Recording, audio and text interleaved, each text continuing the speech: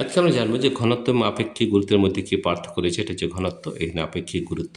ঘনত্ব হচ্ছে পদার্থে একক আয়তনের ভরকে ঘনত্ব বলে, আর আপেক্ষিক গুরুত্ব হচ্ছে পদার্থটি 4 ডিগ্রি সেন্টিগ্রেড উষ্ণতার সম আয়তন জল অপেক্ষা যতগুণ ভারী হয় তা হলো আপেক্ষিক গুরুত্ব। এর একটি নির্দিষ্ট একক আছে।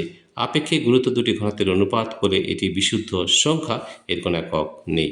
ঘনত্বের মাত্রা হলো m (L)(3), এটি কিন্তু মাত্রাহীন।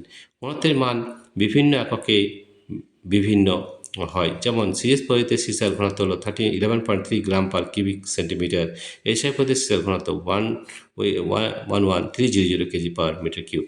আপেক্ষিক গুরুত্বের মান সকল পরিমাপেই সমান, যেমন সিসার আপেক্ষিক গুরুত্ব হলো সব পদ্ধতিতে 11.3। আপেক্ষিক গুরুত্ব কিন্তু সবার জন্য সমান হয়, কিন্তু সিজিএস এবং এসআই পদ্ধতি কিন্তু আলাদা হয়। ঠিক আছে, এটা আমরা জানলাম যে ঘনত্ব আপেক্ষিক গুরুত্বের মধ্যে পার্থক্য। এরপরে আমরা জানবো স্প্রিংক্লার সাহায্যে তরলে আংশিক ও পূর্ণ নিমজ্জিত বস্তুর প্রবণতা কীভাবে নির্ণয় করতে হয়, সেটা আমরা প্র্যাকটিক্যাল ক্লাস করে দেখাবো। আজকে আমি থিওরিটি জেনে নিই, তারপর প্র্যাকটিক্যাল ক্লাস করবো, এটা কিন্তু দেখাবো। ঠিক আছে, প্রিয় শিক্ষার্থী বন্ধু, তোমাদের যদি এই ভিডিওটি ভালো লেগে থাকে তাহলে প্লিজ সাবস্ক্রাইব, লাইক ও শেয়ার করবে। Thank you everybody for watching this video.